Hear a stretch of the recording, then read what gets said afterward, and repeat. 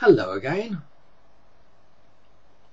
The Loughborough and Shepshed Echo's reporting team in 1955 was headed by the editor, genial pipe-smoking Charles Harris, and the chief reporter was Les Kirk, who had a moustache, rode a bicycle, and was a complete master of the craft of weekly newspaper journalism. Then there was Peter Harris, the editor's son, who was sports editor and also did some general reporting. And finally, apart from yours truly, there was a lady, a formidable lady named Enid, who rattled out her reports with such enthusiasm and power that her portable typewriter jumped up and down on the desk as if in protest. A lot of my time in those early days was spent doing rewrites, knocking into shape copy sent in by people such as village correspondents and sports club secretaries.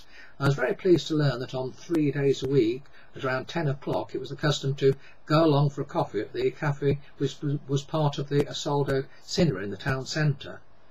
Several leading members of the community, such as business people and councillors, would always be there, and I particularly remember Alderman George Bowler, who had, on every day that we saw him, had a large flower in his buttonhole.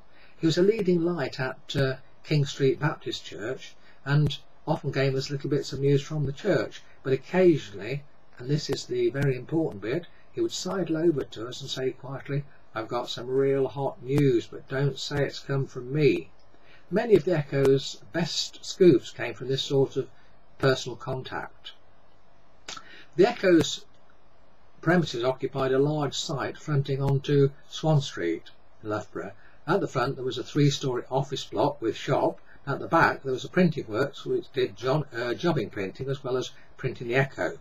The Echo reporters' words were turned into type by liners type machines which hissed and bubbled and clicked as they produced lines of hot metal. These lines of hot metal were put into page forms by the compositors, and in turn the page forms were put onto the Echo's flatbed printing machine, which planked away throughout Thursday nights and into the early hours of Friday mornings to print about 18 or 19,000 copies of the Echo. The compositors and linos were very jolly men, yes, they were all men, who were always ready for a bit of banter and occasionally for a practical joke. They were very busy days for me, and not least because I was quickly enrolled on a shorthand course that was held at the home of a spinster by the name of Edith James, who lived on Leicester Road, Loughborough. A few days before I started on the course, I went to see Miss James, and she told me very sternly, "Before you start, you've got to learn the whole of the Pitman shorthand alphabet." This sounded a bit of a tall order for me, but somehow I managed it. When I went along on that first night, I found I was the only lad among a group of young ladies who were trained to be secretaries, and I blushed scarlet.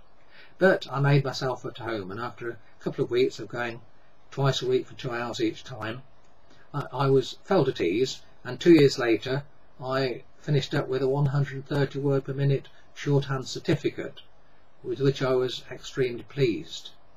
Echo reporters were not enrolled on official training courses at that time, but it was on the job training, and I was put under the wing of the chief reporter, Les Kirk, and benefited tremendously from his wealth of experience. He told me that I'd only be qualified as a senior reporter and get a proper wage when I could do any job on the diary, ranging from the smallest whisk drive right up to a disaster such as a fire or explosion, even up to mass murder. At the same time, I was getting to grips with newspaper law, learning how you can say something rude in the paper about someone without them suing you. Yes, a long road lay ahead.